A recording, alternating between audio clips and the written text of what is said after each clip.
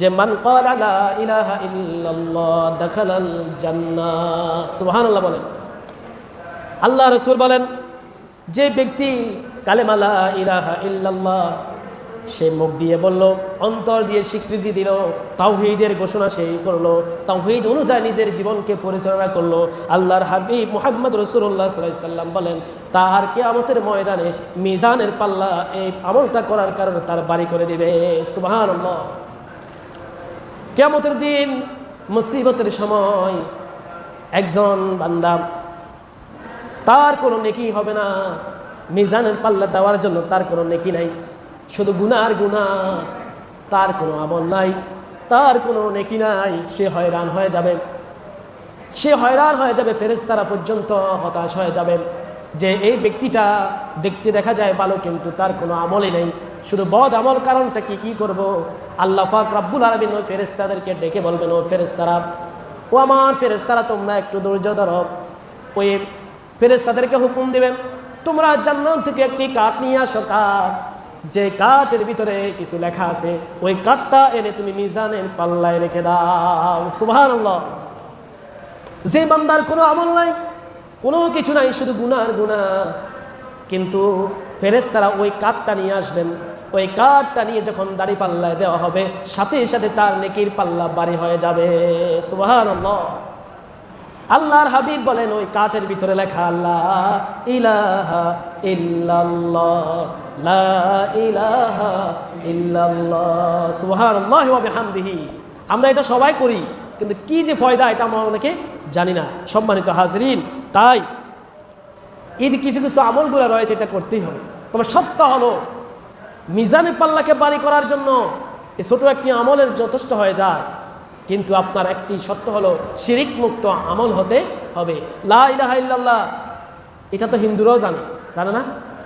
আবার হিন্দুরা বলে না, বলে যুদ্ধের সময় হিন্দুরা কত জনে কলমা পড়ছে না, কিন্তু তারা কি জান্নাতে যাবে না? কারণ আপনার এই তাওহীদের ঘোষণা লা ইলাহা ইল্লাল্লাহ, আল্লাহ ছাড়া কোনো ইলাহ নেই, এটা আপনার অন্তর দিয়ে বিশ্বাস করতে হবে এবং কাজে পরিণত করতে হবে। মসজিদে যে ইলাহকে মেনেছেন আপনি ঠিক সমাজের বিচার ফায়সালার সময় এই ইলাহকে মানতে হবে। আপনি যে ইলাহকে মসজিদে মেনেছেন সেই ইলাহকে পার্লামেন্টে মানতে হবে। এটা হচ্ছে ইলাহ, এটা হচ্ছে রব, এটা হচ্ছে তাওহীদ। এই অনুযায়ী আমল করতে পারলে আপনার মিজানের পাল্লা বাড়ি করে দিবে কে? আল্লাহ। সম্মানিত হাজরিন, তাই সুতরাং আমরা এই জিকিরটা লা ইলাহা ইল্লাল্লাহ এই জিকিরটা আমরা নিজের অন্তরে বেশি বেশি জপব ইনশাআল্লাহ। সম্মানিত হাজরিন, দ্বিতীয় নম্বর আমলটা হলো এমন একটি আমল যেটা ছোট আমল, কিন্তু এই কিয়ামতের ময়দানে 7 আসমান 7 জমিন যে পাল্লাকে ভরতে পারবে না, আল্লাহ পাক এই আমলটার কারণে তার ওই মিজানের পাল্লাকে বাড়ি করে দিবে। সুবহানাল্লাহ বলেন। মুসলিম শরীফে হাদিসে বর্ণনায় যে ব্যক্তি আল্লাহর ফয়সালায় সন্তুষ্টি হয়েছে, যে আল্লাহ তাকে যে অবস্থা রেখেছে সেই অবস্থায় সে সন্তুষ্ট। যে কোনো ব্যক্তি যদি অসুস্থ থাকে, যখন তাকে জিজ্ঞাসা করা হয় আপনি কেমন আছেন, অথচ লোকটা অসুস্থ, তখনই বলে উঠে আলহামদুলিল্লাহ ভালো আছি। আল্লাহর ফয়সালা যে বান্দাকে আল্লাহ পাক যে অবস্থা রেখেছে সেই অবস্থায় বলে আল্লাহর শুকরিয়া, আলহামদুলিল্লাহ ভালো আছি। আল্লাহ রাসূল বলেন ওই শুকরিয়া আদায় করার কারণে কিয়ামতের ময়দানে আল্লাহ পাক তার নেকির পাল্লাকে বাড়ি করে দিবে। সুবহানাল্লাহি ওয়া বিহামদিহি। আমরা কম মানুষই আল্লাহর শুকরিয়া আদায় কম করি। একটু জ্বর হলে আমরা হতাশা হয়ে যায়, আছে না নাই? আপনার যখন একটু জ্বর হয় তখনই হতাশ হয়ে যায়, আপনার সন্তানের জ্বর হয় আপনি হতাশ হয়ে যান, আছে না নাই? আল্লাহ রাসূল বলেন যখন আল্লাহ পাক যে অবস্থায় তার বান্দাকে রাখে, অসুস্থ অবস্থায় রাখার পর, বিপদ আপদের অবস্থা রাখার পর, দুর্যোগের ভিতরে রাখার পর, মুসিবতের ভিতরে রাখার পরেও ওই বান্দা যখন আল্লাহর শুকরিয়া আদায় করে বলে আলহামদুলিল্লাহ, আল্লাহ রাসূল বলেন কিয়ামতের ময়দানে যে মিজানের পাল্লা আসমান জমিন দেওয়ার পরেও সে পড়বে না, সেই মিজানের পাল্লা এই ব্যক্তি আল্লাহর শুকরিয়া আদায় করার কারণে ওই মিজানের নেকির পাল্লা ভারী হয়ে যাবে। সুবহানাল্লাহ। আমরা আল্লাহর শুকরিয়া আদায় করবো তো বেশি বেশি। আপনি বসতে উঠতে এবং যে অবস্থায় থাকেন ওই অবস্থা আল্লাহর বেশি বেশি প্রশংসা আদায় করবেন, দেখবেন আপনাকে আল্লাহ পাক ওই অবস্থাতে আর রাখবে না, দুনিয়া এবং আখিরাতে আপনাকে সম্মানিত করবেন কে? আল্লাহ। তাই আমরা বেশি বেশি আল্লাহর শুকরিয়া আদায় করব। কারণ দেখেন আপনি যে অবস্থা আছেন আপনি তো অন্যজন থেকে ভালো আছেন। আপনি শুধু করেন আল্লাহ আমাকে দেখলো, আমাকে অসুস্থ রাখে, শুধু আমাকেই অসুস্থ করে আল্লাহ, আর কাউকে দেখতে পায় না। আমার পাশের লোকটা কত সুঠাম দেওয়ার অধিকারী, অথচ নামাজ পড়ে না, তার রোগও হয় না, আমি নামাজও পড়ি, আমারই আল্লাহ দেখলো, এরকম মানুষ নাই? কথা বলে নাই? অনেকেই বলে এটা আমরা, কিন্তু আসলে এটা আপনার বলার কারণে এটাও একটা আল্লাহ আপনাকে পরীক্ষা করতেছে। এটা বলার কারণে আপনার আমলনামায় সওয়াবের জায়গায় গুনাহ হবে কি হবে না? হবে। কারণ আপনাকে অসুস্থ করেছে আল্লাহ, সে অবস্থা আপনি আল্লাহর শুকরিয়া আদায় করবেন। কারণ আপনার থেকে অন্যজন মানুষ, অন্য আরেকটা মানুষ আপনার থেকে অবস্থা খারাপ। একজন ব্যক্তি মসজিদে নামাজ পড়ার পর বের হলো, বের হয়ে দেখলো যে তার জুতা নেই, জুতাগুলো চুরি হয়ে গিয়েছে। এরকম মানুষ মসজিদের লোক আছে না? কেউ নামাজ পড়তে আসে, কেউ জুতা চুরি করার জন্য আসে না? নাই? আছে। বড় বড় মসজিদে এরকম হয়। তাহলে একজন ব্যক্তি মসজিদ থেকে বের হয়ে দেখলো তার জুতা নাই, জুতা খুঁজতেছে। উনি জুতা খুঁজতে খুঁজতে হয়রান, জুতা নাই। এরপরে জুতার জন্য আফসোস করলো, হায় রে আমার জুতা নাই, খালি ফেয়ে কিভাবে যাব? হঠাৎ করে সামনের দিকে তাকিয়ে দেখলো একটা ভিক্ষুক হাত পেতে রয়েছে, যার দুইটা পা নাই। যার দুইটা কি নাই? পা নাই। ওই ব্যক্তি বলল, আল্লাহ আপনার শুকরিয়া, আমি জুতার জন্য হয়রান আর মন খারাপ করতেছি, অথচ এই ব্যক্তির দুইটা পা নাই। তাহলে তো ওই ব্যক্তি থেকে আপনি ভালো আছেন, ভালো আছেন কিনা? আলহামদুলিল্লাহ, আলহামদুলিল্লাহ। আমরা আল্লাহর প্রশংসা ছেড়ে দেওয়ার কারণে আজ আমাদের এই দশা। আপনি বলেন আল্লাহর প্রশংসা অনেকটাই আমরা করি, কিন্তু আল্লাহ শুধু আমাকেই বিপদে ফেলে, আছে না নাই? আল্লাহ পাক বলেন, ওয়ালা নাবলুওয়ান্নাকুম বিশাইয়্যিন মিনাল খাউফি ওয়াল জুই ওয়া নাকসিম মিনাল আমওয়ালি ওয়াল আনফুসি ওয়াস সামারাত ওয়া বাশশিরিস সাবিরিন। বলে আমি সব কিছু দিয়ে তোমাকে পরীক্ষা করব, বিপদ দিয়ে, মুসিবত দিয়ে, অভাব দিয়ে, অনটন দিয়ে, অসুস্থ দিয়ে, ব্যবসায় লস দিয়ে, ব্যবসায় লাভবান দিয়ে, ছেলে দিয়ে মেয়ে নিয়ে, ছেলে ছিনিয়ে নিয়ে মেয়ে ছিনিয়ে নিয়ে আমি পরীক্ষা করব। ইন্নাল্লাহা মাআস সাবিরিন। যদি তুমি ধৈর্য ধারণ করতে পারো বান্দা, তাহলে আমি তোমাকে কি কল্যাণকামী হিসেবে বানিয়ে দিব। সুবহানাল্লাহ। তাই সম্মানিত হাজিরিন, আপনি যে অবস্থায় আছেন সে অবস্থায় যখন শুকরিয়া আদায় করবেন, আল্লাহ পাক রাসূল বলেন ওই ব্যক্তিকে মিজানের পাল্লা, কিয়ামতের ময়দানে এই মিজানের নেকির পাল্লা আল্লাহ পাক ভারী করে দিয়ে তাকে জান্নাতে প্রবেশ করে দিবেন। বলুন না সুবহানাল্লাহ। 3 নম্বর আমল, 3 নম্বর আমল, এটা মাত্র ছোট একটি আমল, যে আমলের করলে আপনার এই মিজানের পাল্লা এটাও ভারী করে দিবে কে? আল্লাহ। ওই আমলটা হলো সুবহানাল্লাহি ওয়া বিহামদিহি সুবহানাল্লাহিল আযীম। আমরা সবাই আমলটা করি, বেশার কম করি না, কিন্তু এটার ফজিলতটা আমরা অনেকে জানি না। আল্লাহ রাসূল বলেন সুবহানাল্লাহি ওয়া বিহামদিহি সুবহানাল্লাহিল আযীম। কোন ব্যক্তি যদি এই আমল করে, আল্লাহ পাকের নবী মুহাম্মদ রাসূলুল্লাহ বলেন এই দুইটি তাসবিহ যদি দৈনিক কোন ব্যক্তি যদি আমল করে, কঠিন কিয়ামতের ময়দানে তার মিজানের পাল্লা ওই আমলটার করার কারণে তার মিজানের পাল্লা আমলনামায় ভারী করে দিয়ে তাকে জান্নাতে প্রবেশ করাবে। সুবহানাল্লাহ। শুধু তাই নয়, আল্লাহর হাবিব যারা মুহাম্মদ রাসূলুল্লাহ সাল্লাল্লাহু আলাইহি ওয়াসাল্লাম বলেন, কোন ব্যক্তি যদি দৈনিক প্রত্যেকটা দিন 100 বার সুবহানাল্লাহি ওয়া বিহামদিহি সুবহানাল্লাহি ওয়া বিহামদিহি এই তাসবিহটা কোন ব্যক্তি যদি দৈনিক 100 বার করে পড়ে, আল্লাহর রাসূল বলেন সমুদ্রের মহাসাগরের ফেনা পরিমাণ যদি কোনো গুনাহ তার আমলনামায় থেকে থাকে, আল্লাহর নবী মুহাম্মদ রাসূলুল্লাহ সাল্লাল্লাহু আলাইহি ওয়াসাল্লাম বলেন সমুদ্রের ফেনা পরিমাণ সমান গুনাহ তার আমলনামা থেকে আল্লাহ পাক মুছে ফেলে দিবেন। জোরে বলুন না সুবহানাল্লাহ। এত বড় আমলের অফার দিই আর আপনারা সুবহানাল্লাহ আসতে বলেন। এখন যদি বলি যে 50 লক্ষ টাকা দেওয়া হবে সরকারের তরফ থেকে, তখন সরকারের গুণগান জোরে করবেন না আস্তে করবেন? মসজিদে ছাদ উঠে যাবে এমন জোরে বলবেন। আখিরাতের এরকম অফার দিই, আপনারা সুবহানাল্লাহ আসতে বলেন। বলুন না সুবহানাল্লাহ। সুবহানাল্লাহি ওয়া বিহামদিহি। আল্লাহ রাসূল বলেন সমুদ্রের যে ফেনা পরিমাণ পৃথিবীর কোনো ব্যক্তি কি মাপতে পারবে কতটুকু রয়েছে? আল্লাহ রাসূল বলেন সমুদ্রের ফেনা পরিমাণ যার গুনাহ রয়েছে, ওই গুনাহগুলো আল্লাহ পাক সুবহানাল্লাহি ওয়া বিহামদিহি দৈনিক 100 বার এই তাসবিহটা পড়ার কারণে তার আমলনামা থেকে ওই সমপরিমাণ গুনাহ মাফ করে দিবেন। সুবহানাল্লাহ। তাই আমলটা আমরা করবো তো ইনশাআল্লাহ।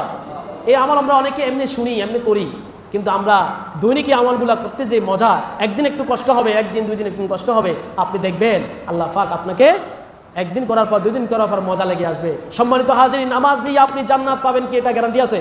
কথা বলেন না, গ্যারান্টি আছে গো? ওয়াবতাগু ইলাইহিল ওসিলা। আল্লাহ কিয়ামতের ময়দানে ওসিলা ধরে আপনাকে নাজাত দিবে, নামাজ দিয়ে নাজাত দিবে না। কারণ নামাজটা আপনার হচ্ছে ইমানদারের জন্য একটি ট্রেনিং মাত্র, ইমানকে বলিয়ান রাখার জন্য। ছাত্র মাদ্রাসায় যদি হাজিরা খাতা না থাকে, ওই কি মাদ্রাসার ছাত্র হিসেবে গণ্য হবে? কথা বলেন, কথা বুঝছেন? ছাত্র তো মাদ্রাসা হাজিরা খাতা নাম থাকতে হবে, তার তো সেই ছাত্র মাদ্রাসা। আপনি মুমিনের খাতা নাম লেখাতে হলে নামাজ, কথা বুঝছেন? নামাজ লাগবে মুমিনের খাতা, হাজিরা হচ্ছে নামাজ। আর যদি নামাজটা না পড়েন এই আমলের কোনো বিলু নাই। আগে হচ্ছে নামাজ, ইমান ঠিক, তারপরে এই আমলগুলো আপনি পাবেন। কথা বুঝছেন? সম্মানিত হাজিরিন, আল্লাহ আমাদেরকে বুঝার তৌফিক দিক, আমরা বলি আমিন। 4 নম্বর আমল হলো সৎ চরিত্র। আল্লাহর হাবিব বলেন কোনো ব্যক্তির সৎ চরিত্র কোনো ব্যক্তির যদি থাকে, ভালো মানুষ, সৎ চরিত্র মানুষ, এই সৎ চরিত্রের কারণে কিয়ামতের ময়দানে তার মিজানের পাল্লা যদিও আসমান এবং জমিন দিয়েও ভরপুর করা যাবে না, কিন্তু তার এই সৎ চরিত্র থাকার কারণে ওই মিজানের পাল্লা আল্লাহ পাক ভারী করে দিবেন। সুবহানাল্লাহ। এখন এই সৎ চরিত্র মানুষ আমরা কয়জন আছি? কয়জন সৎ চরিত্র? আমার না তার চরিত্র ফুলের মতন পবিত্র, বলে কিনা? সামনে নির্বাচন আসতেছে, বলবে আমার না তার চরিত্র ফুলের মতো পবিত্র, নামাজ পড়ে না, এক ওয়াক্ত আছে না নাই? তো হে কি ফুলের মতো পবিত্র হইল? ইমানদার যার চরিত্র সৎ, যে মুমিন যার চরিত্র সৎ, সে ফুল থেকে অপবিত্র। সুবহানাল্লাহ বলে।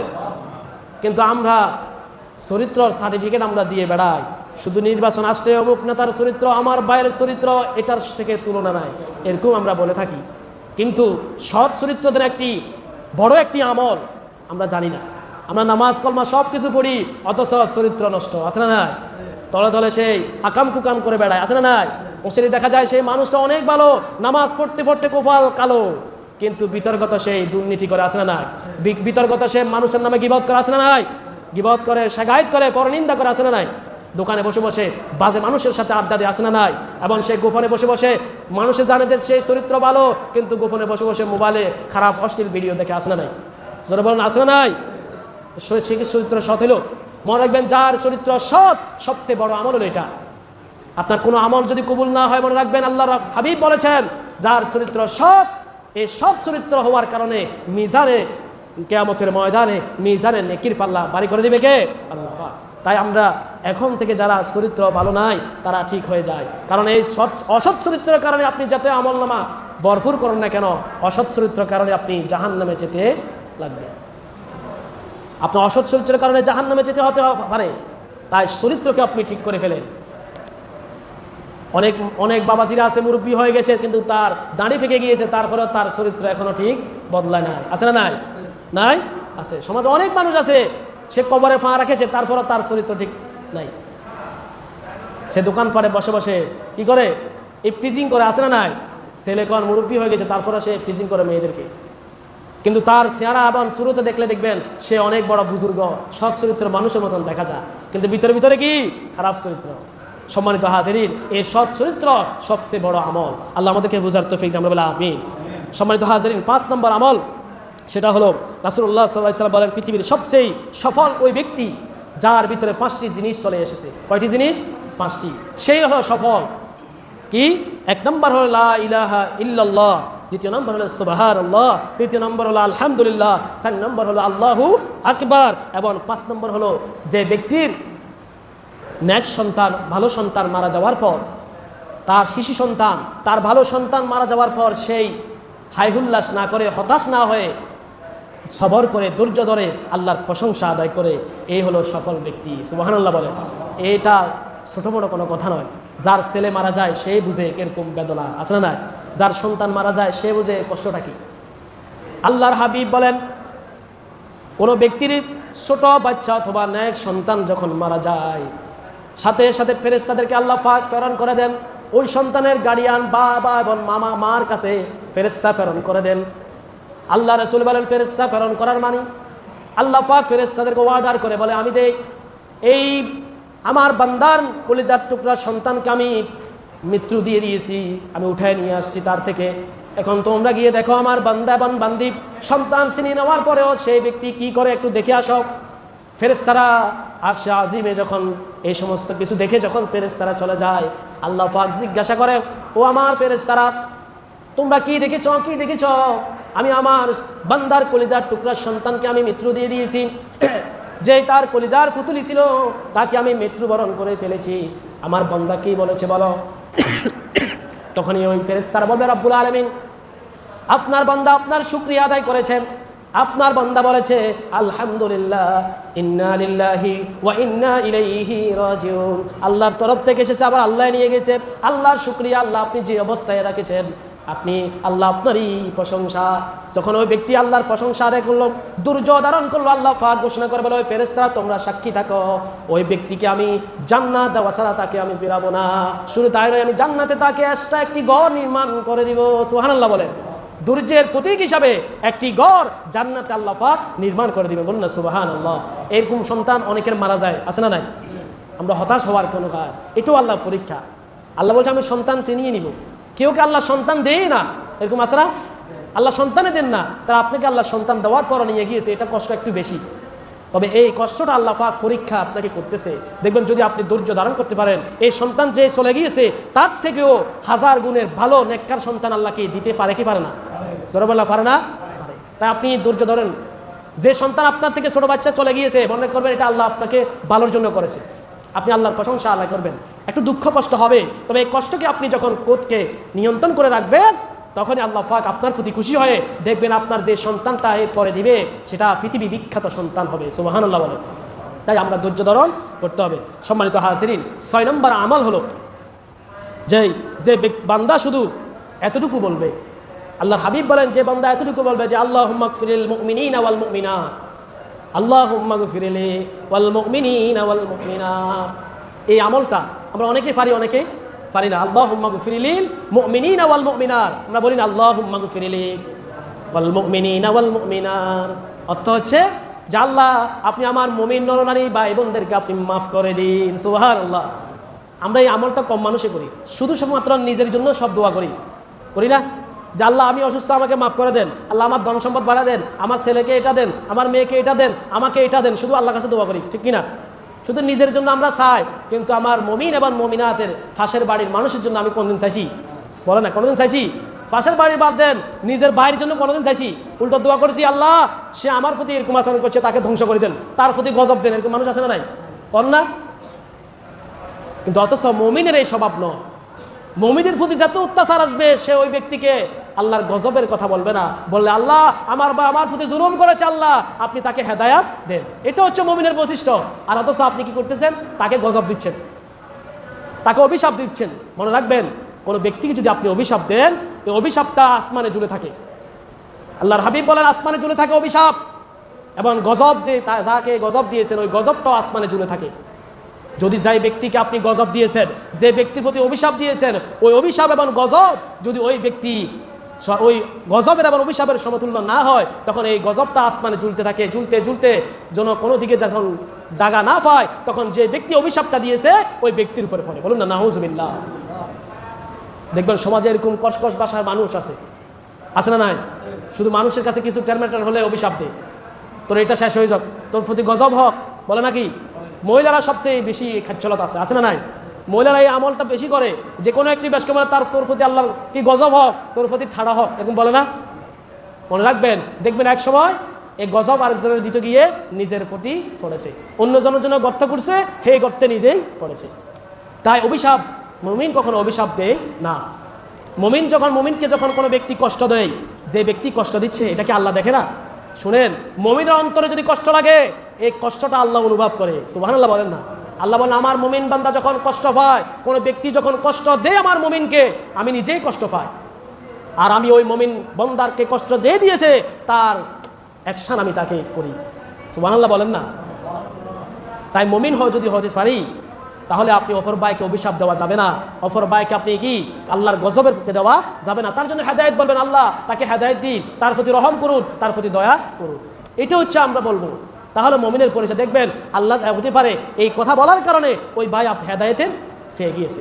তাই আপনি অপর ভাইয়ের জন্য দোয়া করবেন। আল্লাহ রাসূল বলেন যে ব্যক্তি মুমিনাত নিজের অপর ভাইয়ের জন্য দোয়া করবে, আল্লাহুম্মা গফিরিল মুমিনিনা ওয়াল মুমিনাত, এই এতটুকু দোয়া করবে, কিয়ামতের ময়দানে তার মিজানের পাল্লাকে আল্লাহ পাক ভারী করে দিবেন। বলুন না সুবহানাল্লাহ, সুবহানাল্লাহি ওয়া বিহামদিহি, সুবহানাল্লাহিল আযীম। তাই সম্মানিত হাজিরিন, এই দোয়াগুলো, এই তাসবিহগুলো আমরা বেশি বেশি করব। অপর ভাইয়ের জন্য দোয়া করলেন নিজের জন্য লাভ। আমরা মনে করি শুধু নিজের জন্যই করলে লাভ না। আপনি যেন অন্য ভাই অসুস্থ, যে আল্লাহ আমার অমুক ভাই অসুস্থ, আমার অমুক বন্ধু অসুস্থ, তাকে মাফ করে দেন আল্লাহ, তাকে শেফা দেন, এটা যখন বলবেন আপনার যদি রোগ থাকে এটা ভালো করে দিবে কে? আল্লাহ অমুক ভাইকে আপনি ধন সম্পদের মালিক বানান। আমরা এটা কখনো বলি শুধু আমাকে আল্লাহ বানান, আমাকে টাকাওয়ালা পয়সাওয়ালা বানান, কিন্তু আপনি কি কখনো বলছেন আল্লাহ আমার অপর ভাই যে প্রতিবেশী ভাই অনেক কষ্ট করতেছে, এতে কোটি টাকার মালিক বানান? এরকম কেউ দোয়া করছি না। কারণ আমরা হিংসাই শেষ, ওই পয়সালা হয়ে গেছে, আমি এখনো পয়সালা হলাম না। হিংসা আছে না নাই? এই হিংসা এবং লোভ অহংকার যে ব্যক্তি করবে তার দুনিয়া আখিরাতের কি দুর্ভোগ ছাড়া আর কিছু নাই। তা অপর মুমিন ভাইয়ের জন্য দোয়া করলে নিজের জন্য লাভ হবে, শুধু তাই না দুনিয়াতেও লাভ হবে এবং আখিরাতেও মিজানের পাল্লা বাড়ি হয়ে যাবে। বলুন না সুবহানাল্লাহ, সুবহানাল্লাহ। এই আমলগুলো আমরা করবো তো ইনশাআল্লাহ। সম্মানিত হাজিরিন, আরও অনেক আমল। 7 নম্বর আমল হলো জানাজায় অংশগ্রহণ করা এবং মৃত ব্যক্তিকে দাফন করা। এটাও সবচেয়ে বড় আমল, সামান্য কয়েক মিনিট মাত্র, কিন্তু আপনার আমলনামায় বিশাল সওয়াব যোগ হয়ে যায়। সুবহানাল্লাহ বলেন না। জানাজায় রাসূলুল্লাহ বলেছেন যে ব্যক্তি মৃত ব্যক্তির যখন জানাজায় শরীক হয়, জানাজা পড়ার কারণে উহুদ পাহাড় সমপরিমাণ সওয়াব জানাজা পড়ার কারণে তার আমলনামায় লিখে দেওয়া হয়। বলুন না সুবহানাল্লাহ। রাসূলুল্লাহ বলেছেন 2 কেরাত সওয়াব, যে ব্যক্তি জানাজা পড়লো 1 কেরাত সওয়াব পাবে, আর যে ব্যক্তি ওই মৃত ব্যক্তিকে মাটি দিল সে আরেক কেরাত সওয়াব পাবে। সাহাবায়ে কেরাম প্রশ্ন করলো, ইয়া রাসূলুল্লাহ কেরাতটা কি? বলে উহুদ, একটা কেরাত হলো এই উহুদ পাহাড় দেখতেছ, এই বিশাল উহুদ পাহাড় সমপরিমাণ যত সওয়াব হবে ওই সমপরিমাণ সওয়াবগুলো তার আমলনামা দিয়ে দিবে। বলুন না সুবহানাল্লাহ। তাহলে জানাজায় শরীক হওয়ার পর আপনি জানাজার নামাজটা আদায় করলেন, এরপরে মাটি দিলেন, তাহলে কয়টা উহুদ পাহাড় সমান? 2টা উহুদ পাহাড় সমপরিমাণ সওয়াব আপনার আমলনামা হবে। দেখেন উহুদ পাহাড় কি কেউ মাপতে পারবে? পৃথিবীতে এরকম কোনো মেশিন আছে যে উহুদ পাহাড়টা উপরে দিয়ে মাপবে? আছে? পৃথিবীর শ্রেষ্ঠ পাহাড় হলো উহুদ পাহাড়। এই পাহাড়টা পরিমাপ করার কোনো যন্ত্র না। আল্লাহ রাসূল বলেন মাত্র জানাজা পড়ার কারণে, মাটি দেওয়ার কারণে এরকম 2টা উহুদ পাহাড় সমপরিমাণ সওয়াব তার আমলনামায় দিয়ে দিবে। বলুন না সুবহানাল্লাহ। এটা শুধুমাত্র আখিরি নবী মুহাম্মদ রাসূলুল্লাহ উম্মতের জন্য বোনাস করেছে। বলুন না সুবহানাল্লাহ। আমরা অনেকের অভ্যাস হলো জানাজা যাই, তবে জানাজা আমরা শুধু পড়ে চলে আসি, মাটিটা ঠিকমতো দিই না, হাতে কাদা লেগে যাবে। কেমন এরকম নাই? হাতের ভিতরে কাদা লেগে যাবে, কেন মাটি দিব? এরপরে সময় আমার সংকীর্ণ, চলে যেতে হবে, কারণ মাটি এখন দিব না। আপনার সময় কি এত দামি হয়ে গেল? আপনার মাটি 3টা দিতে কতক্ষণ সময় লাগে? 1 মিনিটও পুরো লাগে না। আপনি এই 3টা মাটি দেন, এই 1 মিনিট সময়ের ভিতরে উহুদ পাহাড় সমপরিমাণ সওয়াব আপনি কামাই নিয়ে আসবেন। অথচ আপনি সময় বাড়ি গেল, আপনি আখিরাতের সময়ের কথা আপনি চিন্তা করলেন না। সুতরাং অনেক মানুষ আছে 3 জনে পড়লে তো জানাজা হয়ে যায়, আমি যাই কি করবো, পাশের ঘরে শুয়ে আছে কিন্তু সে যায় না। এরকম মানুষ নাই? আসেনি সমাজে? দেখবেন অমুক বাড়ির মানুষ মারা গেছে, তার ঘরের মহিলারা বলতেছে তুমি যাও না কেন? কারণ 3 জনের মানুষ আদায় করলে তো হয়ে যায়, আমি যাই করবো। এরকম বলে না? সম্মানিত হাজিরিন, এই যে নেকির পাল্লা বাড়ি করার একটি সিস্টেম আমি আগেই বলেছি, এই নামাজ দিয়ে আপনি জান্নাত পেতে পারেন, নাও পেতে পারেন। এখন কেন আপনার নামাজ দিয়ে কবুল হচ্ছে গ্যারান্টি আছে? কথা বলেন, আমাদের নামাজ দিয়ে কবুল হচ্ছে এটাকে আমরা কেউ জানি? ফেরেশতারা আসি বলছে? আমার বলছে? বড় পীর সাহেবের বলছে? কোনো ব্যক্তিরে বলছে না। এই আমলগুলো তো আল্লাহ রাসূল বলে গিয়েছে, এই আমলগুলো নিচ্ছি, এই অফারগুলো কি নিচ্ছি। তাই জানাজায় নামাজটা আপনি আদায় করবেন সওয়াবের নিয়তে, এবং আপনি মাটিটা দিবেন, এবং যে ব্যক্তি মারা গিয়েছে তার জন্য দোয়া করবেন। তখনই আপনার এই মিজানের পাল্লা, এই 2টা উহুদ পাহাড় সমপরিমাণ সওয়াব আল্লাহ মিজানের পাল্লা দিয়ে ভারী করে দেবে।